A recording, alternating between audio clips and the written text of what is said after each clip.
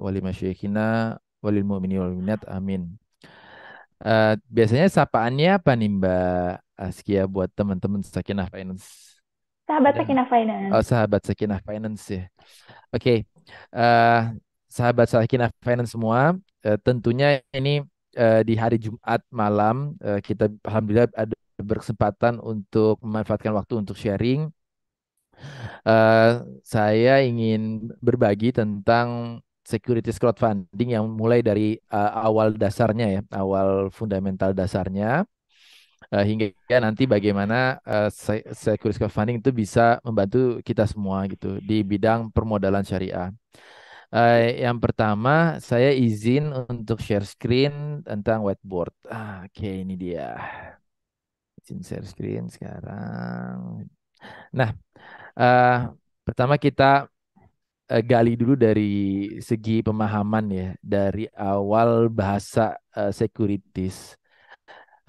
Apa itu sebuah securities? Tapi tentu semua dari kita kebanyakan juga sudah paham tentang securities. Dia merupakan surat berharga atas kepemilikan aset yang memiliki nilai untuk instrumen keuangan. Jadi misalnya surat berharga atas sebuah kepemilikan saham. Saham itu ya adalah bagian dari kepemilikan perusahaan kita bersama gitu. Terus juga ada surat berharga atas kepemilikan proyek yang suka kita dengar di syariah itu ada sukuk. Atau kalau di konven ada surat berharga atas kepemilikan hutang.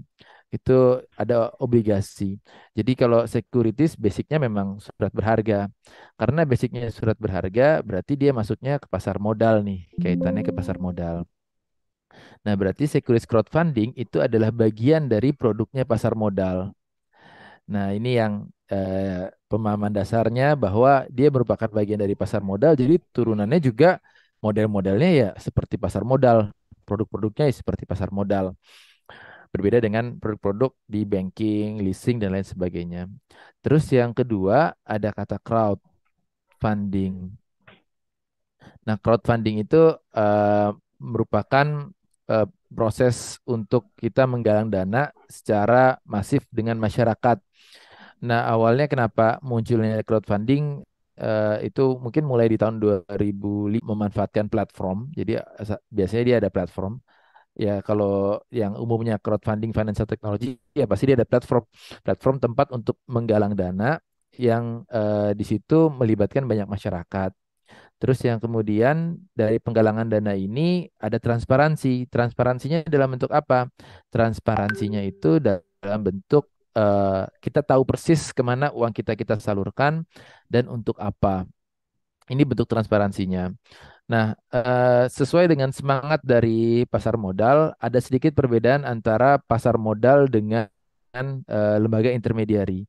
Seperti perkataan dari Pak Hasan Zain yang merupakan salah satu inisiator ya salah satu pendirinya di pasar modal. Pasar modal itu dia berfungsi bukan sebagai intermediary tapi disintermediary. Nah, apa nih maksudnya nih intermediary? Apa nih maksudnya disintermediary? Kalau di intermediary kita menyalurkan dana lewat sebuah lembaga ya, anggaplah bank. Terus bank itu menyalurkan ke orang yang membutuhkan financing ya. Ini intermediary. Tapi kalau disintermediary, nah fundingnya langsung ke financing lewat perantara ini. Ininya diganti sama platform. Ini disintermediary ini dia. Maknanya gimana? Dulu kalau di lembaga keuangan yang ada di banking dan lain sebagainya, ketika orang menaruh dananya di bank, dia nggak tahu ada risiko apa, ada tingkat keuntungan yang seperti apa, terus kemana dia akan menyalurkan.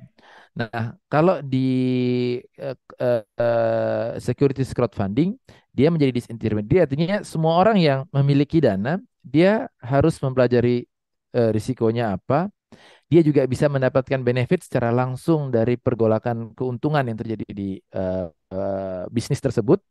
Terus dia tahu persis kemana uang itu akan disalurkan. Nah, makanya lanjut dari perkataan eh, beliau itu tadi Pak Hasan Zain itu bahwa dari disintermediate ini merubah semangat saving community, bukan merubah ya, artinya ada beberapa bagian yang dirubah, di di endorse, didorong oleh disintermediate dari saving community menjadi investment community. Nah, ini yang didorong nih sehingga seorang itu berarah disintermediary ke arah sana gitu. Terus yang ketiga, disintermediary itu membuka transparansi. Transparansi. Nah, transparansi dan juga ini ditambah lagi dengan sustainability. Kenapa? Karena dari disintermediary ini eh, masyarakat tahu persis usaha yang dijalankan apa, makanya masyarakat harus diinformasikan tentang progres perkembangan dari usaha tersebut. Ini model yang di apa filosofi dasar dari sebuah securities crowdfunding, mengarah kepada disintermediary, mengarah kepada investment community, dan mengarah kepada transparansi dan sustainability. Kenapa sustainability? Karena kalau dulu misalnya ya seseorang memiliki usaha terus dikelola sendiri, antara uang usaha dengan uang sendiri bercampur, antara pengeluaran usaha dengan pengeluaran sendiri bercampur, antara pemasukan usaha dengan pemasukan lainnya digabung jadi satu, jadi digado-gado gitu ya. Nah, dengan adanya dia disintermediate terbuka di masyarakat, dia harus bertransparansi dan harus bisa memilah-milih mana yang harta dia, mana yang harta masyarakat. Jangan sampai harta dia dimakan masyarakat atau jangan sampai harta masyarakat dimakan sama dia. Nah, itu dia yang membuat akhirnya oh ini harus tertib nih. Pencatatannya harus ada, pos-posnya harus benar, pengeluarannya harus dipertanggungjawabkan. Nah, ini yang mendorong agar usaha itu akan menjadi lebih sustain. Ini tentang masalah fundamental dasar dari sebuah securities crowdfunding. Nah, terus kita berbicara nih masuk ke dalam Indonesianya. Bagaimana securities crowdfunding itu masuk ke dalam Indonesia? Sebelum ini 2 minggu lalu saya bertemu dengan salah satu ya penggagas dari peraturan terkait POJK, securities crowdfunding dan equity crowdfunding.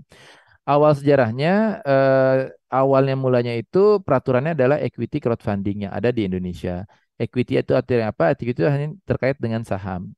Nah, terus pengembangannya ini di POJK 37, pengembangannya menjadi SCF, Securities Crowdfunding yang berarti bisa ada saham plus sukuk.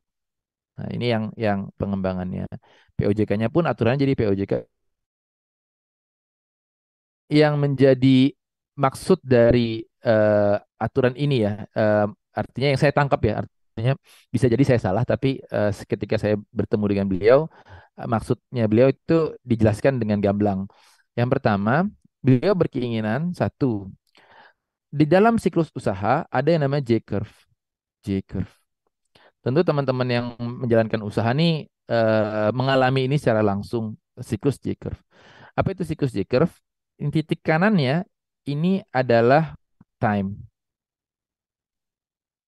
Yang titik kiri atas bawahnya itu ini adalah profitability. Profitability. Ketika seseorang itu membangun usaha dari titik nol, biasanya kurvanya begini nih. Nah, ini titik di mana umumnya orang itu rugi di awal-awal membangun usaha. Jadi kalau orang bilang saya bangun usaha pertama rugi, wajar karena naturalnya memang begitu. Biasanya begitu. Kenapa rugi?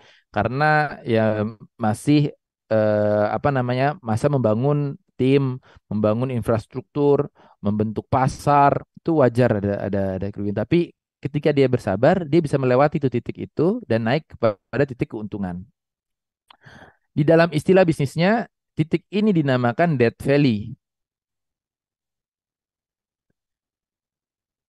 Ini panen. Nah, di titik ini namanya brownfield.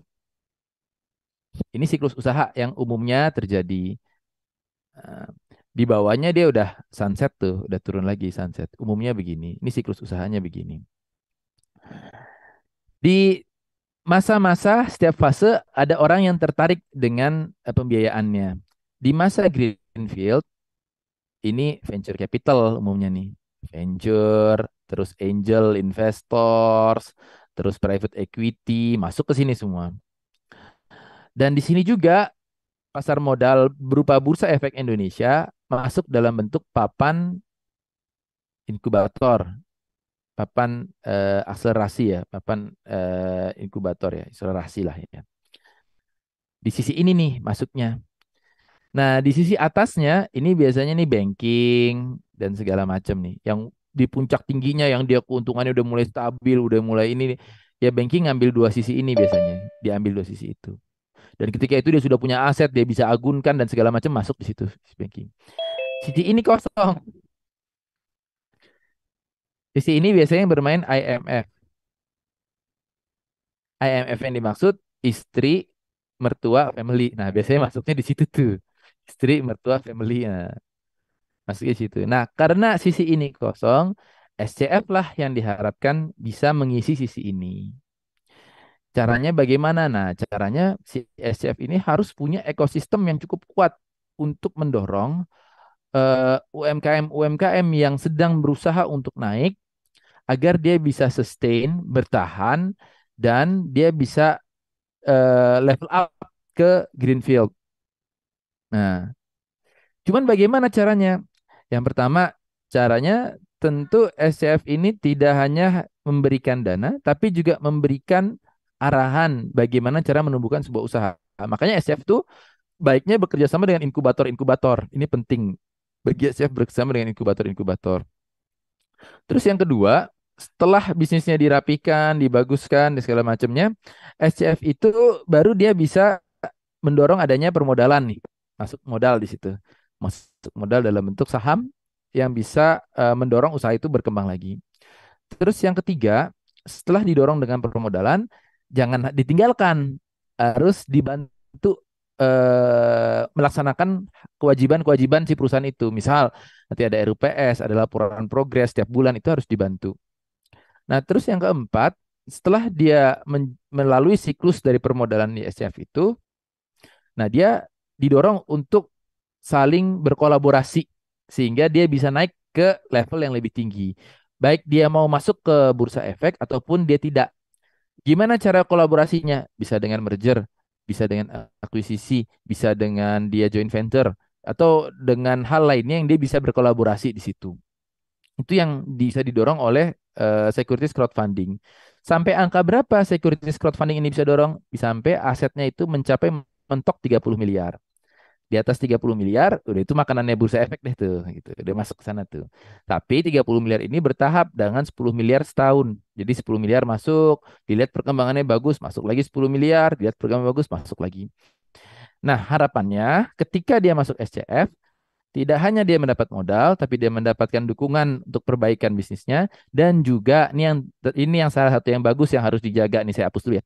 Dan juga dia mendapat support dari masyarakat. Dalam bentuk apa supportnya? Selain dia dapat support dalam bentuk kafe, kafe di tempat Mbak Askia, misalnya di Sakinah Finance di daerah Bogor sana, mau bikin kafe. Terus kita buka nih listingnya sebuah kafe.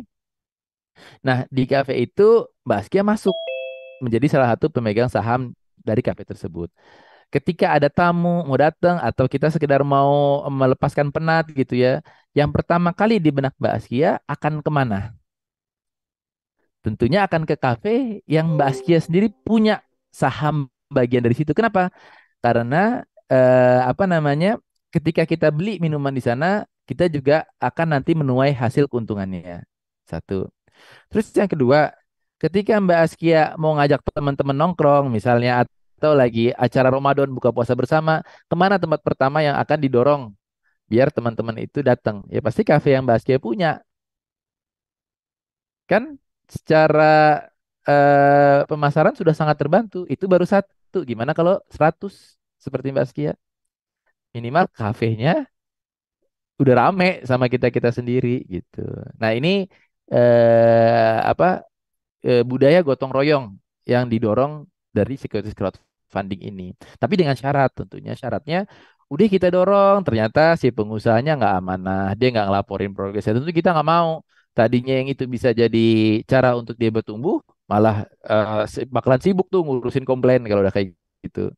Udah kita dorong, ternyata dia kabur, uangnya dibawa. Nah, ini tugasnya dari penyelenggara securities crowdfunding untuk memverifikasi, memvalidasi bahwa orangnya ini mempunyai track record history yang baik. Masalah ke depannya sih memang itu harus dijaga bareng-bareng ya sama para pemodal dengan intensitas komunikasi, tapi minimal yang masuk itu adalah orang-orang yang punya track record yang baik. Itu tentang tadi fundamental dari peraturan POJK 57 tentang securities crowdfunding. Nah, tapi di dalam pelaksanaan industrinya mungkin ada penyelenggara ya atau platform securities crowdfunding yang menjalankan misi itu mengembangkan UMKM, atau ada juga yang mempunyai strategi, oh kita ambil dulu yang greenfield nih karena kita butuh untuk surviving dan segala macam baru kita turun ke bawah. Itu yang pertama, masalah kemana apa namanya filosofi dasar dari munculnya securities crowdfunding.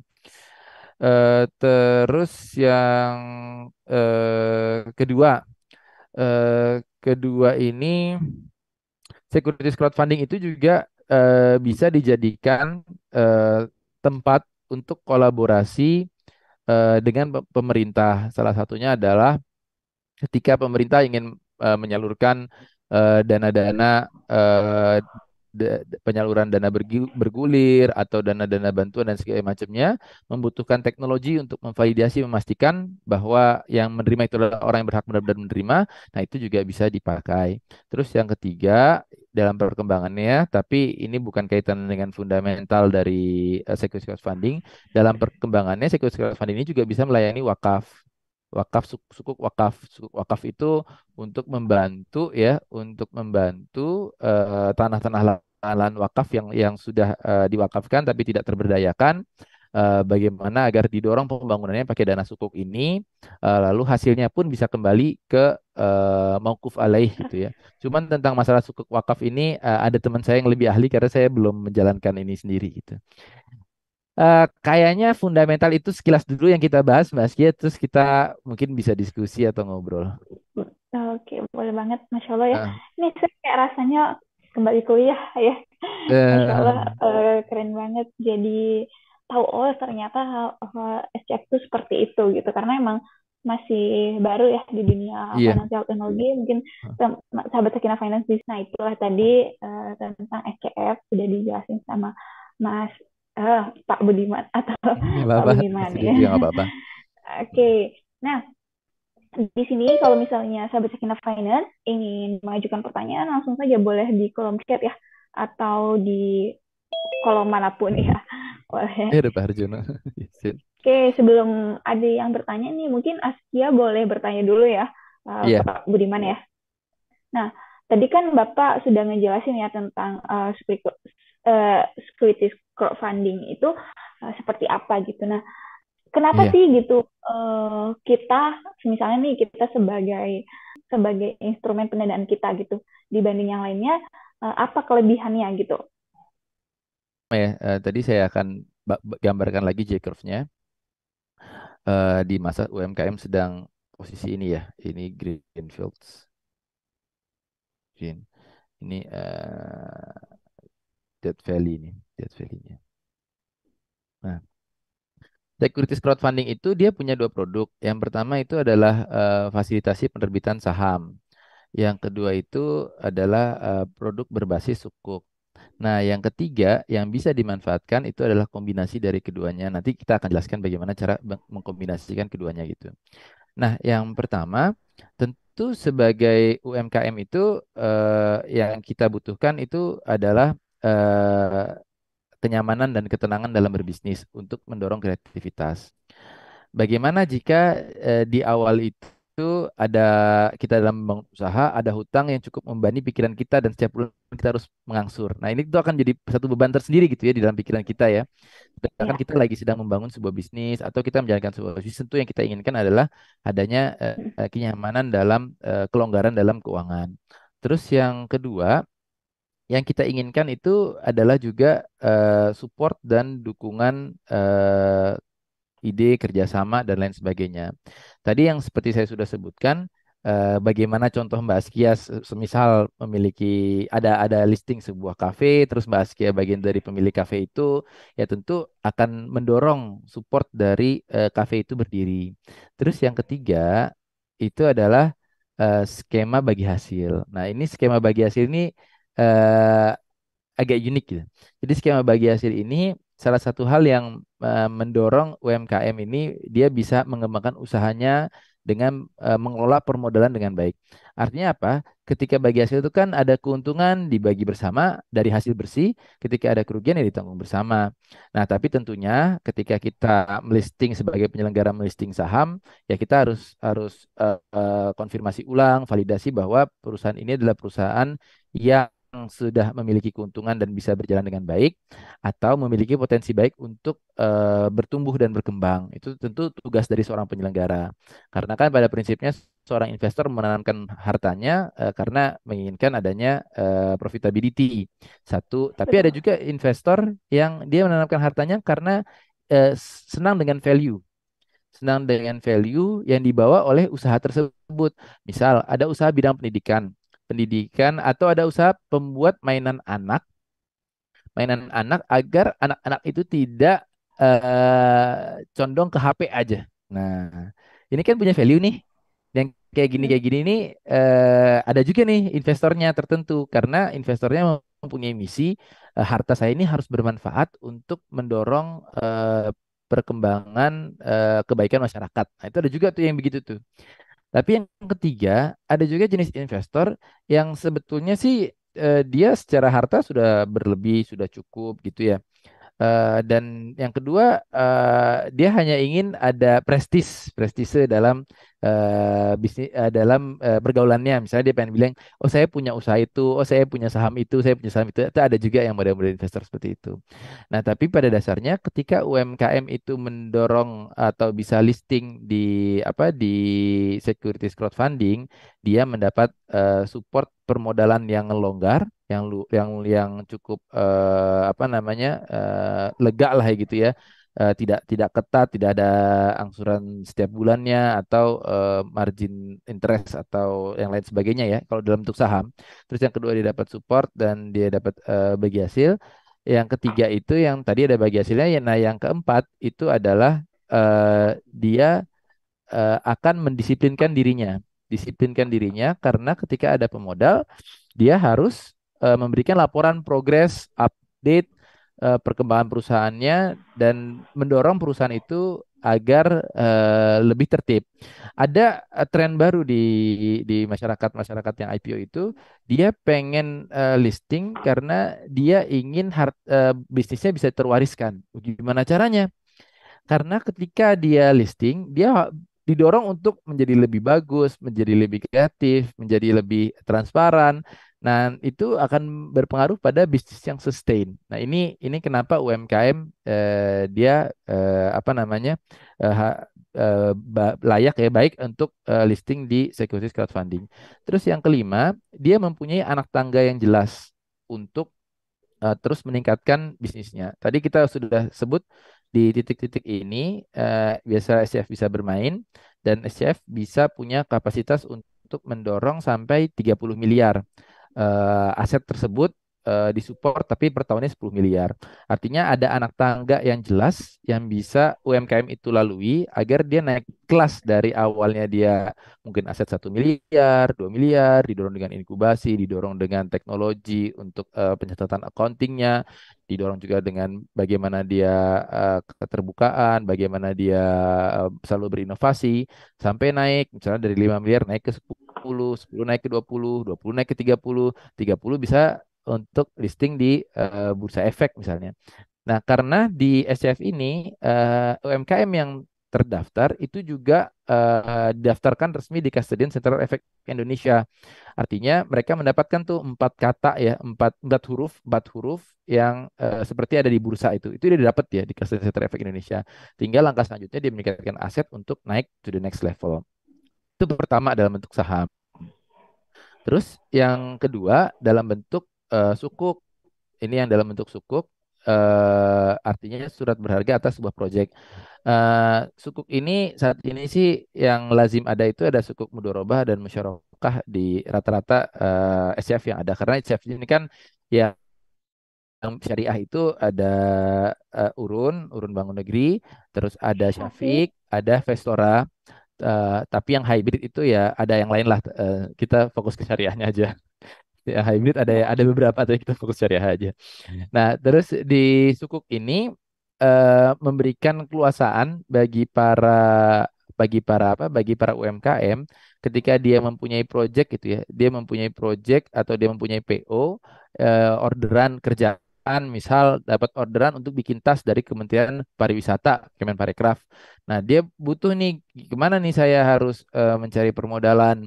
Nah, sukuk ini menjadi salah satu alternatif untuk UMKM itu mendapatkan permodalan dengan skema bagi hasil, salah satunya dari sukuk. Jadi PO-nya di underlying PO-nya itu diberikan, terus setelah itu ada SCF, tapi sih umumnya sekarang SCF tetap pakai agunan ya, untuk sukuk ini tetap pakai agunan mengcover 100%. Untuk agunan karena basisnya bagi hasil, jadi menjaga dari tindakan-tindakan tati taksir mukhalafatus syurut. Artinya tindakan-tindakan yang menyimpang dari kelaziman usahanya.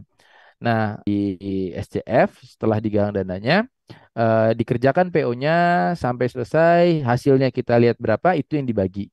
Nah, buat UMKM ini oke nih, bagus nih, karena bisa mendorong dia mengerjakan proyek-proyek yang lebih banyak. Ini suku. Nah, terus tadi bagaimana kombinasi dari keduanya? Kombinasi dari keduanya begini, si UMKM itu mengambil saham ya, saham untuk dia pengembangan modal usahanya dia yang lebih jangka panjang. Turunan bawahnya mungkin ada penjual kancing, terus ada bahan, terus ada penjahit, Outlet. liar ya. Ketika ada orderan nih, misalnya tadi kembali ke orderan Kemenparekraf, orderannya misalnya nilainya 800 juta gitu ya. Orderan 800 juta. Dia ke supplier butuh untuk kancing misalnya 200 juta. Terus butuh untuk bahan misalnya itu 400 juta. Nah, terus sisanya ada berapa? Nah, ini suppliernya bisa juga menerbitkan sukuk. Bahkan ini lebih lebih bagus lagi karena ini chain, supply chain. Jadi dia close loop aja antara yang saham yang sudah kita pegang di platform kita dengan sukuk dari suppliernya. Jadi ini akan lebih secure lagi nih, lebih menarik nih, ini lebih secure. Nah, dia bisa memberikan sukuk nih. Di sini bisa ada 10 miliar lagi, di sini batasnya 10 miliar lagi sesuai dengan kebutuhannya. Jadi modal dia bisa berlipat, dua kali lipat dari sekedar dia hanya di saham saja. Suppliernya juga bisa dimanfaatkan untuk menerbitkan sukuk. Kenapa? Biar dia sebagai perusahaan yang membeli dari supplier itu ada keluasan atau ada keluangan dalam pembayaran. Gitu. Misalnya karena sudah pakai sukuk, seluruh modalnya suppliernya sudah tertangani gitu ya, pembayarannya mungkin bisa agak lebih di term, di tempo gitu. Misalnya 2 bulan kah atau 3 bulan kah. Nah, ini kenapa UMKM apa namanya alasan UMKM untuk menggunakan securities crowdfunding, Mbak Askia. Oke. Berarti kalau berbicara tentang bagi hasil tadi ya, Pak Budiman gitu ya, itu kan kalau misalnya kita buka platform gitu ya, kan Askia Mm-mm. sempat juga pernah ikut gitu ya, pendanaan di situ. Udah tertera bagi hasilnya sekian gitu kan. Nah, Mm-mm. apakah itu bagi hasil itu berdasarkan jumlah yang kita setorkan, misalnya nih saya sebagai investor ya, tadi di SCF gitu. Iya, iya. Saya sebagai investor di SCF gitu, saya ingin mendanai project ini tadi cukup itu, atau saya ingin mendanai sebuah usaha misalnya kafe tadi itu. Nah, kan tertera di situ, misalnya bagi hasilnya 6% gitu selama Mm-mm. berapa tahun gitu kan ya. Nah, oh iya, ada tenornya juga nggak sih kalau SCF itu, Mas? Nah, ada kalau untuk sukuk maksimal 2 tahun, tapi kalau untuk saham hingga dia membeli apa namanya kepemilikan saham dia atau dia listing ke bursa efek. Nah, nah, ada kan tadi misalnya kalau dipakai suku kan ada tenornya misalnya 2 tahun ya Iya. lebih. Nah, berarti apakah eh, 6%, tadi kan bagi hasilnya 6%. Hmm. 6% dari seluruh hasil setelah si kafe ini misalnya, atau si project, misal tadi project task dari kementerian gitu ya, Hmm. dia dapat untung misalnya 10 M gitu. Hmm. Apakah 6% dari 10 M itu akan dibagikan kepada investor, atau 6% dari modal si investor? Misalnya 1 juta, dia 10 miliar itu dibagikan kepada investor. Oke, terima kasih Mbak Askia. Pertanyaannya bagus ya untuk mendorong kita lebih detail lagi menjelaskan. Jadi semua memang kembali kepada akad. Nah, kembali kepada akad ya. Karena akad ini akan menentukan satu konsekuensi dari kerjasama, yang kedua risiko yang ditanggung oleh masing-masing, yang tentunya yang ketiga ada kaitan juga dengan bagaimana keuntungan itu didapatkan. Nah, kalau dia akadnya itu murabahah dari kata ribha, ya tentu kita semua sudah paham ini. Dari kata rib itu ya dari kata keuntungan yang dijelaskan dalam transaksi jual beli gitu ya. Murabahah berarti barang yang ketika dia dijual, harga aslinya disebutkan, keuntungan disebutkan, terus dengan tempo tertentu. Nah, kalau akadnya itu murabahah, ya berarti dihitungnya biasanya sih dari harga barang yang kita beli. Harga barang itu termasuk di dalamnya harga apa namanya, biaya transportnya, biaya pengirimannya dan segala macam itu. Jadi harga modal kita lah kalau merubah dari harga modal, atau dekat dengan harga nilai uang kita yang tadi kita tanamkan itu. Kalau merubah biasanya begitu. Misalnya merubah 6% ya itu segitu. Tapi kalau kita katakan dia adalah bagi hasil, ketika kita katakan bagi hasil, maka yang di ini, yang di apa namanya, yang dibagi itu bukan dari modal, tapi dari hasil yang dihasilkan itu berapa. Nah, model bagi hasil itu ya pada dasarnya adalah musyarakah, atau dari kata syirkah, syarikat, berserikat.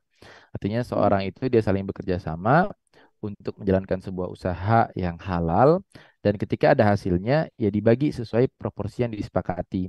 Nah, beda antara proporsi yang disepakati dengan jumlah modal yang ditanamkan. Misalnya seseorang menanamkan, yang satu nanemin, modalnya kita butuh tadi misalnya, kembali ke masalah tas itu ya, misalnya 800 juta itu kan nilai PO-nya. Oh, modalnya butuh 600 juta nih. 600 juta, ada yang tanam 300 juta, ada yang tanam apa namanya 200 juta, ada yang tanam 100 juta nih. Nah, kalau secara angka kan ini 50%, terus ini apa, berarti ini 30% ya. 30, ini 30% ya. Terus ini berapa, 10 persenan lah ya, 15% ya, 15 atau 35 lah, sekitar itulah ya. Nah, secara angka kan begini, tapi yang mengerjakan bukan pemodal nih, ada lagi orang yang mengerjakan nih, misalnya mudorib, atau si yang mengerjakan ada yang investasi yang 30%. Nah, boleh dia mendapat hasil tidak sesuai dengan aturan ini gitu. Artinya ketika dibagi hasilkan ini A, ini B, ini C, yang A mendapat hanya 30% dari keuntungan, yang B karena dia menanam modal dan dia juga ikut bekerja, dia dapat 50%, malah yang C dia tetap dapat, ini kan tadi 35 ya. Ini tetap dapat 15%. Nah, ini bisa terjadi dalam bagi hasil. Karena hasilnya itu berapa itu berdasarkan dari kesepakatan bersama. Nah, terus gimana nih usahanya? Oke, dari 800 juta modalnya 600 juta. Berarti kan untungnya harusnya 200 juta ya. 800 juta kurang 600 juta, kan dia harusnya 200 juta ya. Nah, Betul. kalau tadi ngikutin prinsipnya si A, berarti si A dapat dia tadi 35% ya, karena dia itu pemodal yang cukup besar, 50% karena bekerja, si B sisanya 15%. Berarti si B dapat 100 juta nih. Nah, si C dapat 30 juta, si ini dapat 70 juta. Ini kalau semua berjalan lancar. Tapi gimana kasusnya? Oh, ternyata ketika dalam perjalanannya ada tas yang reject, terus akhirnya keuntungannya berkurang tuh, rejectnya agak lumayan, sampai 50 juta nih yang reject. keuntungannya jadi tinggal 150 juta. Nah, gimana nih? Oh, berarti si B dapatnya 75 juta, si eh, C dapatnya berapa nih? 22,5-an sekian deh kalau nggak salah deh ya. Terus ini sisanya, saya ngitungnya agak agak perintil lah kayaknya jadi agak susah. Mm-mm. Tapi intinya bagi hasil itu didasarkan dari apa namanya Akad. akadnya. Terus gimana kalau rugi? Waduh, ini rugi nih sekarang nih. Gimana case kalau rugi? Tadi kan ini dia 35 ya. Tadi ini dia 5 aja gitu. Dan si B juga mengalami kerugian karena usaha dia tidak menghasilkan keuntungan. Terus sisanya ke si ini 30 juta gitu. Nah, itu pembagiannya Mbak Askia. Ini Oke, oke. bentuk idealnya ya. Nanti praktik di lapangan mungkin ada sesuatu yang berbeda itu wajar lah. Mm-mm. Oke. Ini ada pertanyaan yang masuk nih Iya,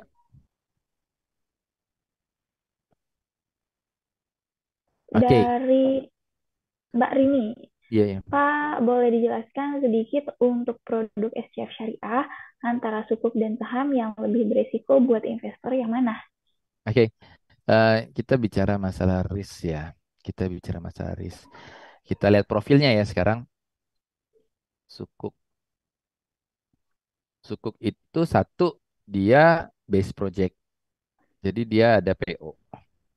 Base project. Jadi ada PO. Yang kedua, dia biasanya ada agunan nih. Ada agunan. Umumnya ya SFF itu mengeluarkan agunan ya. Apa, tapi ada juga yang nggak pakai agunan. Tapi ini di luar adah lah, di luar kebiasaan lah ya. Terus yang ketiga, dia short term. Nah, kalau ngelihat karakter ini, ya tentu inilah yang lebih rendah risikonya. Kalau ngelihat karakter ini ya, ini sukuk ya lebih rendah risikonya. Tapi biasanya juga keuntungannya lebih rendah. Ini juga jadi gambaran buat financial planner ketika nanti mau menyarankan gitu. eh, Mana nih yang kita sarankan? Apakah kita sarankan sukuk atau kita sarankan saham? Atau harus ada portofolio, misalnya sahamnya dari total dana kebutuhan dana investasi ya 20% aja deh, atau 30% maksimal, nanti sisanya masukin sukuk. Nah, itu juga bermanfaat buat financial planner ketika memberikan nasihat ininya. Nah, terus kalau saham itu dia tentu masuk ke dalam akta dan apa namanya bagian dari kepemilikan, bagian pemilik. Terus yang kedua, tentu dia tidak ada agunan, yang ada adalah aset perusahaan itu yang menjadi dasar kalau terjadi sesuatu di likuidasi perusahaannya, tapi tentu setelah dikurangi hutang. Aset nih yang kita lihat di sini kalau di saham. Terus yang ketiga, dia long term.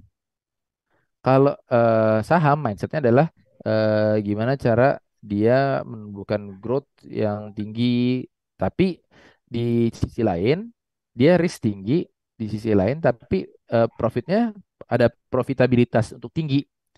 Kenapa? Karena yang satu seiring pertumbuhan perusahaan, growth ya, seiring growth, dia bisa nambah terus, bahkan bisa ada yang kemarin saya dapat cerita dividennya bisa bagi sampai 30%, 35%. Ya karena memang dia growth-nya tinggi gitu, bagus. Kan nilai perusahaan itu. Kok ada? Ya ada di SCM nilai perusahaan itu. Kok ada? Ya ada di SCF, ada pasar sekunder yang dibuka setiap setahun, 2 kali pembukaan. Nah, ada high risk, high return gitu. Algor mobil Gunmi. Jadi Gurmi. itu memang apa namanya bener bener ya adanya seperti itu. Ketika seseorang memang risknya dia ini ya umumnya ya begini. Cuma syukur-syukur kalau yang dapat risknya rendah, ininya tinggi ya. Itu beda hal. Tapi umumnya ya kalau bicara masalah risk modelnya begini gitu. Oke.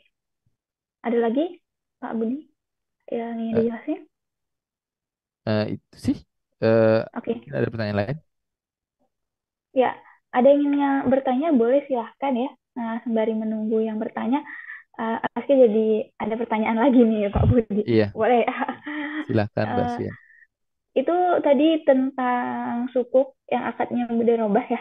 Iya, Nah, apa bedanya dengan peer-to-peer lending, Pak? Kok hampir mirip ya? Dan oke. mana yang lebih menguntungkan bagi si pembisnis atau UMKM itu menggunakan peer-to-peer lending atau sukuk yang mudah robah itu? Oke, eh, siap, siap, siap, siap, siap. Nah, tadi kita turunan dari POJK 57. Saya lupa nih, kurang update lagi POJK berapa yang untuk P2P. Anggaplah P2P. POJK 57 turunannya ada pasar modal. Turunannya berarti sekuritisasi. Sekuritisasi. Nah, ini berarti turunannya adalah langsung peer to peer, langsung antar orang. Nggak ada underlying basis aset disekuritaskan gitu, disekuritisasikan, tidak ada aset yang disekuritisasikan gitu. Terus biasanya dan ini ya, ini perbedaannya di sini ya. Terus di peer to peer itu dia maksimal 2 miliar per pihak, itu 2.000 per pihak per orang atau per entitas. Tapi jangka waktunya dia tergantung risk acceptance kriteria dari si penyelenggara atau si platform peer to peer. Kalau di SCF ini 10 miliar per tahun, batasnya itu 2 tahun maksimal sukuk itu di ini. Khusus SCF, sukuknya juga tidak bisa diperjualbelikan. Itu aturan di OJK-nya. Jadi artinya dia ketika masuk ke dalam sukuk, ya dia harus selesaikan. Nah, kalau dari segi bisnisnya, ini sama sebetulnya. Sama, tergantung proyeknya. Tapi kalau dari segi backup dan backup surat berharganya di SCF dia ada kelebihan karena dia terdaftar di Custodian Central Efek Indonesia. Artinya ketika terjadi sesuatu terhadap platformnya sudah ada backup kepemilikan aset di Custodian Central Efek Indonesia. Itu sih yang membedakan antara Kak, boleh silakan yang penasaran masih. Sebenarnya Askia banyak sekali ya pertanyaannya, tapi masa Askia terus ya? eh Dan ini juga nggak terasa kita sudah hampir 1 jam. Waktu iya, kita iya, tinggal iya, 4 menit iya. lagi untuk closing Ada statement. di YouTube kali? Nggak terasa kan ya? Eh, Ada. Di YouTube ada pertanyaan mungkin? Oh ya, Enggak. boleh silakan, boleh bantu lihat di YouTube atau di Instagram ada yang Di bertanya sini kah sih Mbak enggak ada Nia ya. atau Cahya? Karena kan di sininya segini.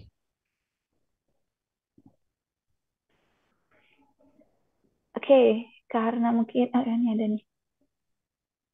Oh, belum ada. Oke. Oke. Oh, belum ada. Instagram juga belum ada. Sip, siap. Mungkin ini pada husuk kali ya Hmm. ngedengerinnya.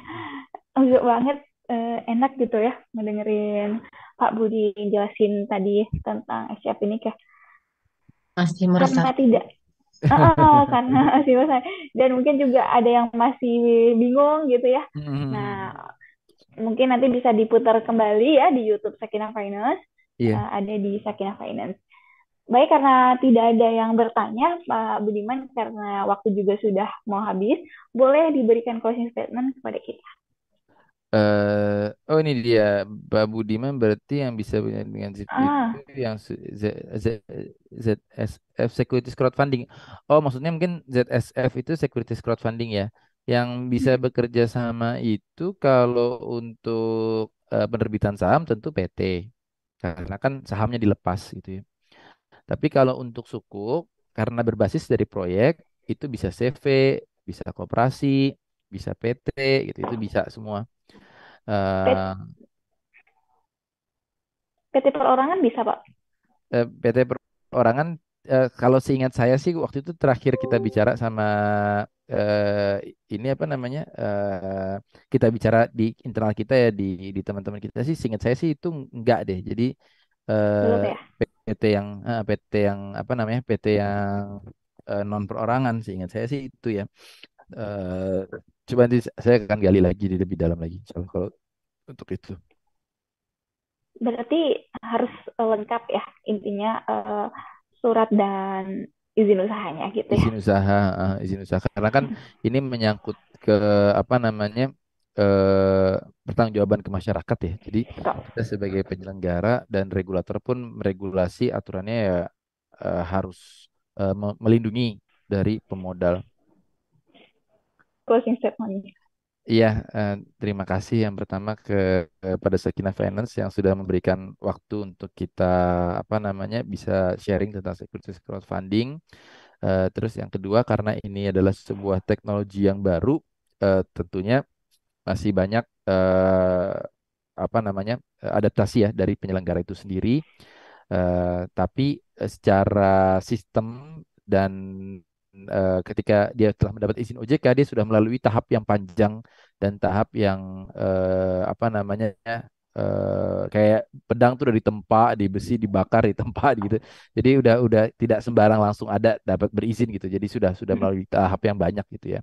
Nah, tinggal kita dari baik itu dari kita di financial planner atau kita sebagai investor atau kita sebagai UMKM atau kita platform baru ini securities crowdfunding untuk pertumbuhannya. Kenapa? Karena di layanan ini mendorong adanya gotong royong, kebersamaan, transparansi, terus saling mengawasi untuk penyebaran harta agar tidak tersebar di satu titik tertentu saja. Karena dengan adanya securities crowdfunding, setiap orang punya kesempatan yang sama, apa tuh namanya itu playing field ya.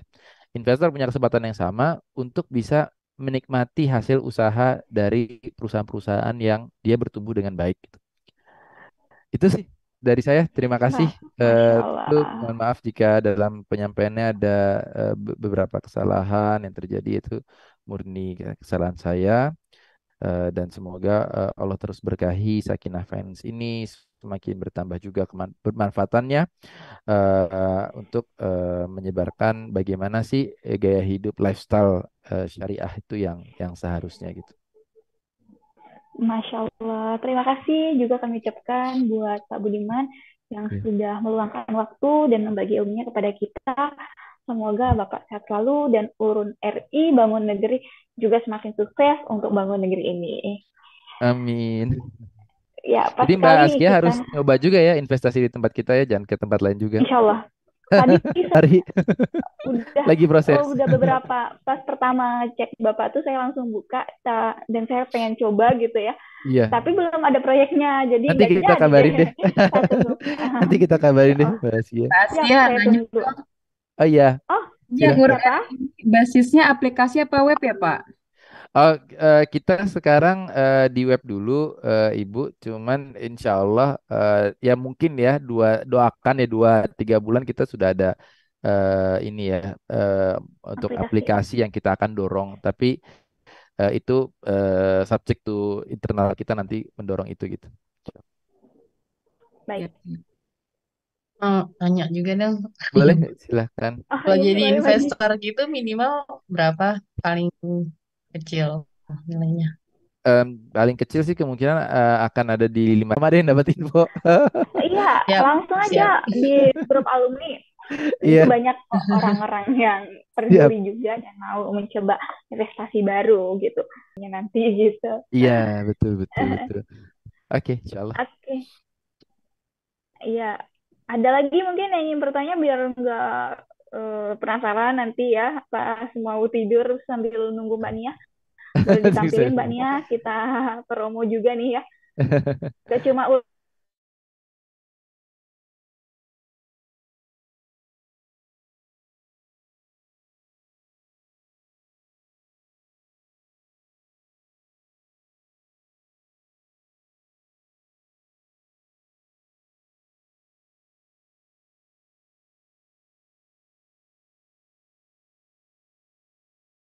Februari Eh, ada skill up tersertifikasi AWP pengelolaan keuangan personal dan keluarga Sakinah. Ini nanti kalau ikut dapatnya banyak sekali ya. Ada sertifikat Sakinah Finance, sertifikat AWP, kemudian gelar AWP, kemudian aplikasi My IPE, terus buku perencanaan keuangan syariah untuk semua, materi pelatihan, dan 8 CPD bagi pemegang CP dan RFP. Nah, ini juga buat yang tidak bisa mengikuti acara secara online, secara offline, bisa juga melalui online. Keren banget kan? Langsung saja yang ingin daftar bisa hubungi kami di Instagram Sakinah Finance atau CV kami di Elisa atau di Agung ya yang kenal. Tapi kalau nggak kenal bisa langsung di sosial media Sakinah Finance. Jangan lupa di follow untuk mendapatkan informasi mengenai keuangan syariah setiap hari. Jangan lupa follow Urun RI juga ya Pak. Apa IG-nya Pak? Urun underscore RI untuk Instagramnya. Kita juga ada LinkedIn di Urun. Saya tulis ya. Jadi biar Biar ke follow kita nih maksimal sekarang ya. maksimal promonya. Betul, boleh ya saling ini dong, bantu ya. Gitu. Iya, Urun Pak underscore Budiman, RI. tapi Ya. kalau itu tuh saya pernah nyoba beberapa ECF itu ya Pak, itu kalau nggak Mm-mm. tercapai pendanaannya tuh dikembalikan lagi ya Pak. Ya, betul. Jadi aturan OJK-nya kalau tidak tercapai pendanaan itu batal demi hukum. Tapi dari sisi penyelenggara itu, dari sisi penerbit bisa menetapkan batas minimal. Misal butuhnya 1 miliar, tapi batas minimalnya itu 500 juta. Tercapai 500 juta tidak dibatalkan tuh. Itu tergantung bagaimana strategi si penyelenggara dan penerbitnya ketika menerbitkan sebuah efek ya. Itu sih Bu. Yes. Berarti Sip. Urun RI ini belum dapat project ya Pak ya? Ada sih Mbak, lagi proses semua nih. Nanti Itu makanya mungkin maksudnya dalam waktu dekat insya yang Allah akan yang list. sudah jalan berarti belum ada ya? Belum ada. Ah, ah. Oke, boleh ya Kira-kira sahabat Sakina kapan Pak Finance kita proyek pertamanya bakalan ada? tuh. Wah, udah Waduh, ditungguin nih. siap Ibu. Saya lagi assessment launch. Jadi bocorannya sedikit ya. Itu ada satu apa namanya di Jakarta Selatan itu ada satu courtyard untuk sports gitu ya. Dari segi biayanya sih dia hanya butuh sewa dan renovasi kanopi segala macem, tapi dia sudah punya rutin rutin korporat yang menyewa courtnya dan itu cukup lumayan gitu sih saya lihat sih cukup lumayan, tapi assessmentnya nanti lihat hasilnya aja nanti terakhir. Oke, kita tunggu Pak. Siap. Wah, ini banyak yang nunggu, Pak. Ya, Harus insyaallah. dipercepat nih. Iya ya insyaallah. Oke. Oke. Sudah Nah, Bu Rini. baik, ini ya Hmm. IG-nya Urun RI, terus LinkedIn-nya juga Urun RI, IG pribadi Pak Budiman, dan langsung keluar juga. Oh Ya, iya ada ya. oke. Lebih Baik, lengkap. terima kasih ya sekali lagi Pak Budiman Sama-sama. dan semua sahabat Sakina Finance telah mengikuti acara Jumat sharing session malam hari ini. Ya, Sampai jumpa di sharing session malam berikutnya di siap. minggu eh, terima kasih sekali lagi dan mohon maaf jika ada yang salah dari saya pribadi selama memandu acara ini. Dan sampai jumpa. Mari kita tutup dengan sama-sama melafazkan alhamdulillah dan doa kafaratul majelis. Alhamdulillahirabbil alamin. Alhamdulillahirabbil alamin. Subhanakallahumma bihamdika asyhadu an la ilaha illa anta astaghfiruka wa atubu ilaik. Assalamualaikum Sama-sama. warahmatullahi wabarakatuh. Waalaikumsalam warahmatullahi wabarakatuh. Terima kasih sahabat Sakinah dan Sakinah Finance semua. Terima Ya, kasih Bu Rini makasih ya, sama-sama. ya. Sama-sama. Di Pak Harjono nih komisaris saya nih.